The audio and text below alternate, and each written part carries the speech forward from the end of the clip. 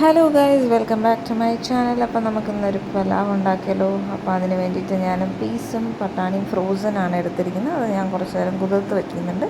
ഇതിന് വേണ്ടിയിട്ടുള്ള ഇൻഗ്രീഡിയൻസ്: ഉള്ളി, തക്കാളി, കൊത്തമല്ലി, പച്ചമുളക്, ഇഞ്ചി, വെളുത്തുള്ളി, പുതിന, ഇതെല്ലാം നമ്മൾ ഒക്കെ റെഡിയാക്കി വെക്കണം. ഇനി ഇതെല്ലാം നമ്മൾ ചേർത്ത് ഒരു മിക്സിക്കകത്തിട്ട് നന്നായിട്ട് അടിച്ചെടുക്കണം കേട്ടോ.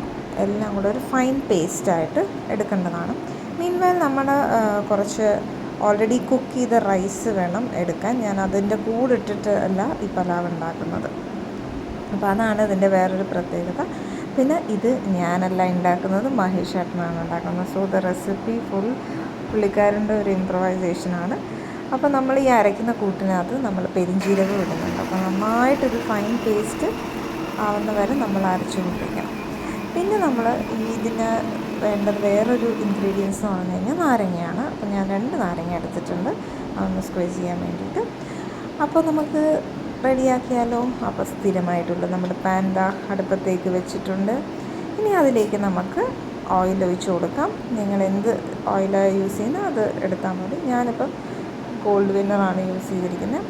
അപ്പോൾ അത് നന്നായിട്ട് തിളച്ച് വരുമ്പോഴത്തേക്ക് നമ്മുടെ പട്ട, ഗ്രാമ്പൂ, ബേ ലീഫ് അങ്ങനെയുള്ള കാര്യങ്ങളൊക്കെ അതിലേക്ക് ആഡ് ചെയ്യണം. പിന്നെ അതിലേക്ക് നമ്മൾ വേറൊരു കാര്യം ചെയ്യേണ്ടതെന്ന് വെച്ച് കഴിഞ്ഞാൽ ഉപ്പ്. ഈ എണ്ണയ്ക്കകത്തൊരു കുറച്ച് ഉപ്പ് നമുക്ക് എത്ര ആവശ്യമുള്ള അതും കൂടെ അതിലേക്ക് ആഡ് ചെയ്യേണ്ടതാണ്. അപ്പോൾ അതും നന്നായിട്ടൊന്ന് യോജിച്ച് വന്ന് കഴിയുമ്പോഴത്തേക്ക് നമുക്കതിലേക്ക് നമ്മുടെ ഏലക്ക, ഒരു നല്ലൊരു ഫ്ലേവർ കിട്ടാൻ വേണ്ടിയിട്ട് കുറച്ച് ഏലക്കായും പൊടിച്ചിടാം. പിന്നെ കിസ്മിസ്, അണ്ടിപ്പരിപ്പ്, ഇതൊക്കെ ഓപ്ഷണലാണ്, നിങ്ങൾക്ക് വേണമെങ്കിൽ ഇടാവുന്നതാണ്. അപ്പോൾ അത് നന്നായിട്ടൊന്ന് മൊരിഞ്ഞ് വരുന്നവരെ നമ്മൾ ഇളക്കി കൊടുത്തുകൊണ്ടിരിക്കണം.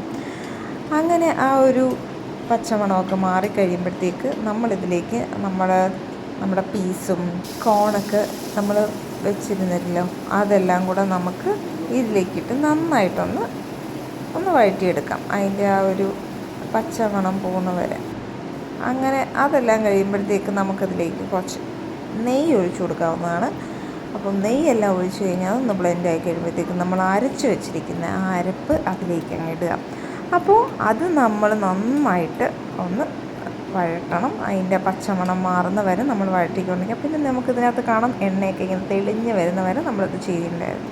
അപ്പോൾ ഇത് ഏകദേശം ഒന്ന് സെറ്റായി വരുമ്പോഴത്തേക്ക് നമ്മൾ ഓൾ പൊടികളൊക്കെ ആഡ് ചെയ്ത് കൊടുക്കണം. യു ക്യാൻ ആഡ് മഞ്ഞൾപ്പൊടി, മുളക് പൊടി, ഗരം മസാല, അങ്ങനെ പുലാവ് മസാല, അങ്ങനെയൊക്കെയുള്ള മസാലാസൊക്കെ ഇതിലേക്ക് ആഡ് ചെയ്ത് നന്നായിട്ടൊന്ന് അതൊന്ന് ബ്ലെൻഡ് ആവണം ആ ഒരു പേസ്റ്റിലേക്ക്. അപ്പം അതും ഒന്ന് തെളിഞ്ഞ് വരുമ്പോഴത്തേക്ക് നമ്മുടെ ഫൈനൽ ഇതായിട്ടാണ് നമ്മൾ ആഡ് ചെയ്യാൻ പോകുന്നത് എന്താണ്, നമ്മുടെ നാരങ്ങ.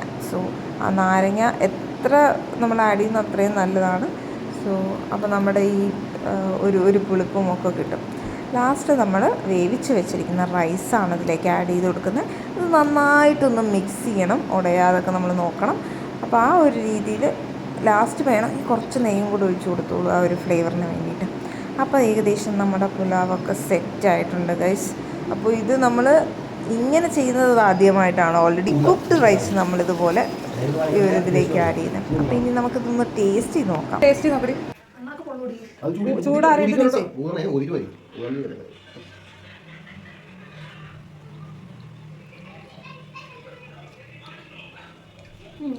ഹലോ